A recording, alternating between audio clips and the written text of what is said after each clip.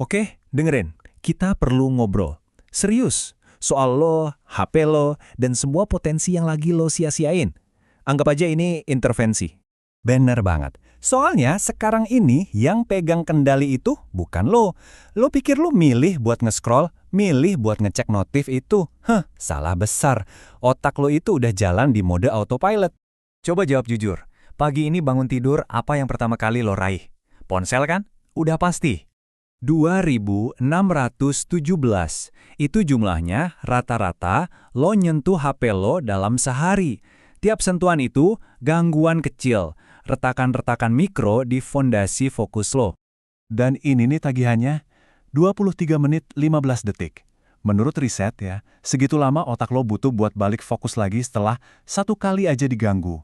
Nah, sekarang coba deh kaliin sama 2617. Gih, silakan, kita tungguin. Jadi udahlah, kita sebut aja kenyataannya. Lo itu bukan lagi multitasking.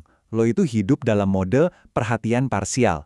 Pikiran lo nyebar ke 100 tempat, tapi nggak pernah benar-benar ada di satu tempat pun. Lo beroperasi pakai mode otomatis. Dan yang paling parahnya, tahu nggak?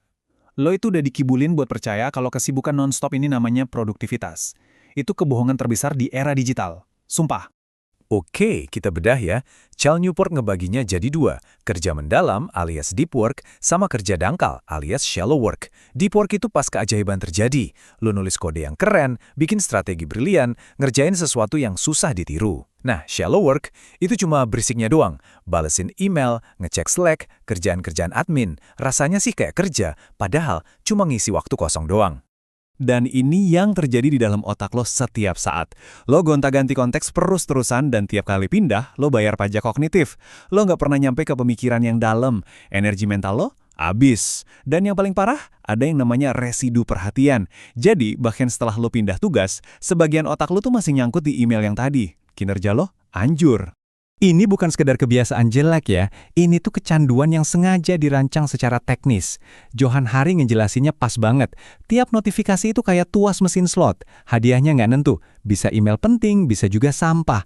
Karena lo nggak pernah tahu, lo jadi narik tuasnya terus, ngecek terus, dan otak lo dilatih buat nyari gangguan melulu. Dan ini buktinya. Lihat aja data di sini. Jam-jam yang dihabisin buat email sama chat. Kelihatan sibuk kan? Pasti ngerasa produktif. Tapi lihat deh outputnya. Mana? Nah, ini dia ilusi kesibukan. Lo salah ngira gerak-gerik itu kemajuan. Oke, stop dulu. Sekarang kita ngomong serius. Tadi kan udah lihat gejalanya. Sekarang, kita bahas kerusakannya. Apa harga yang sebenarnya dari semua ini? Lo nuker potensi terbaik di dalam diri lo demi kenyamanan palsu dari kesibukan yang sebenarnya nggak ngasilin apa-apa. Cal Newport ngomongnya tajam banget. Dengan ngindarin kerja mendalam, lo itu sebenarnya lagi ngelindungin ego lo. Ini maksa lo ngadepin kemungkinan kalau versi terbaik dari diri lo mungkin emang belum sebagus yang lo kira. Karena buat ngasilin yang terbaik, lo butuh fokus. Fokus yang sekarang lagi lo kasihin gitu aja, gratis. Cukup gertakannya. Ada kok jalan keluarnya. Ada penawarnya. Tapi ini bukan pil ajaib. Ini butuh kerja keras, beneran. Namanya kerja mendalam. Ini dia kondisinya. Di mana lo bener-bener ngasilin sesuatu yang berharga. Kondisi konsentrasi tanpa gangguan yang ngepus otak lo sampai ke batas kemampuannya. Ini kebalikan total dari kekacauan yang kita bahas dari tadi. Dan kayak skill lainnya, ini harus dilatih. Pertama, bangun ritual. Secangkir kopi, headphone, nyalain mode jangan ganggu. Kasih sinyal yang jelas ke otak, waktunya fokus. Kedua, ini yang paling susah. Rangkul kebosanan. Berhenti ngisi tiap detik kosong pakai scroll. Biarin otak lo napas. Ketiga, kuras pekerjaan dangkal. Jadwalin balas email cuma 2 kali sehari. Matiin semua notifikasi. Titik. Nggak pakai tawar-menawar. Ini bukan teori baru loh. Lihat aja Richard Feynman, salah satu otak paling encer di abad ke-20. Dia udah tahu kalau dia butuh waktu yang benar-benar solid. Ini bukan sekedar tips produktivitas. Ini cara kerjanya orang-orang elit dari dulu.